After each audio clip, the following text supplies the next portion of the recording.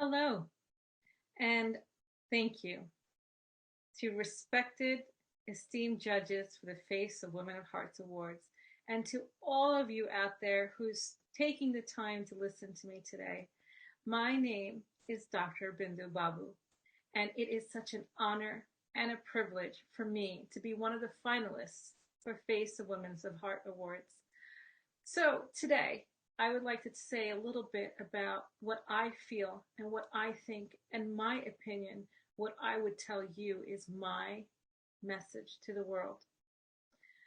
We are in a state of crises, a severe state of crises in so many different ways, from people suffering in Afghanistan to the pandemic to all the different climate change issues such as the forest fires, the flooding. We have a lot of physical, tangible situation where many of us are hurting and many of us have suffered loss. But one aspect, besides the physical, tangible hurts and pains that we're seeing around the world, I would like to bring more attention to is towards mental health. Mental health is not only such a extravagant, painful circumstances that many of us are going through in different ways or different forms of pain, hurts, and anxieties. It's also something that's not tangibly, physically present in front of you. So you don't know if your neighbor or a person next to you is even suffering or going through something awful or going through some sort of anxiety, fears, depressions, or post-traumatic syndrome disorders.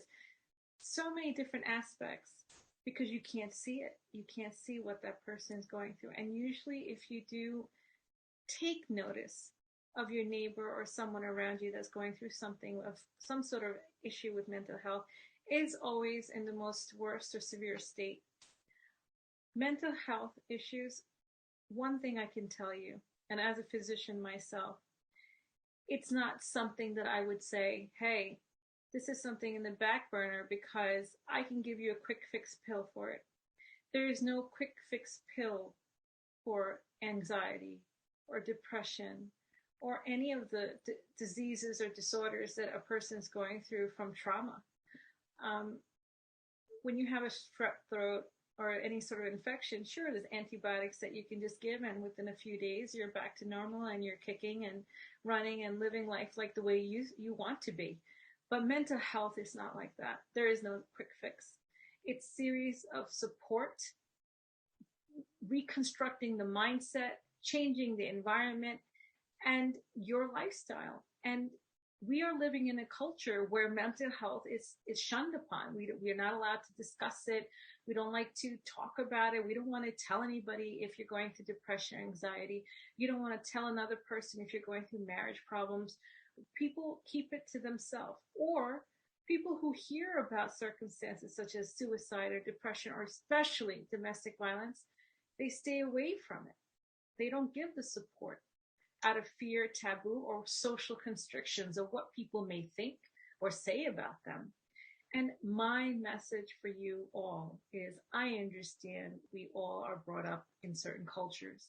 I understand the world may not give you support and look good upon when you do support somebody who's going through domestic violence or you don't want to deal with.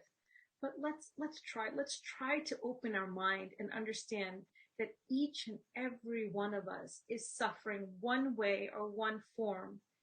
And whether it's our own doing or not, all it takes is just one hand of support, one tap on the shoulder, one smile, so that that person knows that they are not alone. It is the awful and worst feeling for anybody who's dealing with any problems in life, whether it's domestic violence, whether it is loss of a loved one, whether it's suicide, whether it's anxiety, whatever it may be. It is awful when you feel alone, when you feel you can't deal with life and you don't know what to do. And that one smile or one tap on a back can give so much strength for a person. So my message, please, let's not judge. Let's try to not judge. Let's try to give more support. Let's try to give a little more compassion. If life was very logical oriented, we would all be in a much better place if we can make logical decisions as opposed to emotional decisions. You know, many people have come up to me, especially in my field of work. They say when they see somebody in a domestic violent situation, whether it's marriage or relationship, they always say, well, you know what? If he hit her, why is she staying? Or why does she keep going back? That means she must want more. Or that means she didn't learn her lesson, so she deserves what she gets. If life was that simple, why would anybody want to be treated that way? There's always an underlying reason why somebody stays. Always. It's not because they want to get hurt or beat or go through emotional violence. It's because either there's some sort of fear, maybe they can't live alone, maybe they feel this person, they trust that person's apologies and believe they'll change to save their family. There's many reasons why a person stays in a very violent situation. It's never because they want to be treated that way. It's always because they have hope. And sometimes it's also very lonely and they don't know how to deal with it, or they don't know what's going to happen to them if they walk out with their children. There's so many different avenues, you know, and it's understanding that and bringing more awareness and talking about it openly and bringing it to your culture and bringing it to society that would really help and save people's lives and also improve mental health, and to really have sustainable development where domestic violence will finally come to some sort of understanding of change and help so that we can stop it.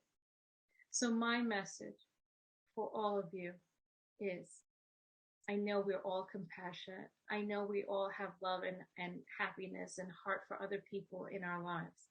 What I'm saying is, let's take one more step more forward and try to hear and understand someone else's tears and compassion, and try to give them the support the best way we can. And that could be just even a smile or a tap on the back to be, you're not alone. And bring more awareness. Don't look at these things as taboos. We all know what's going on. We all read it in the newspaper. Bring it out in the open so that there would be more progress to really prevent more domestic violence related incidents and to improve mental health in not only the people who are dealing with this, even the children and those surrounding these circumstances. So thank you so much for listening to me. I appreciate my time here, and I am, again, very honored to be here and being one of the finalists of Women of Hearts Awards. Thank you.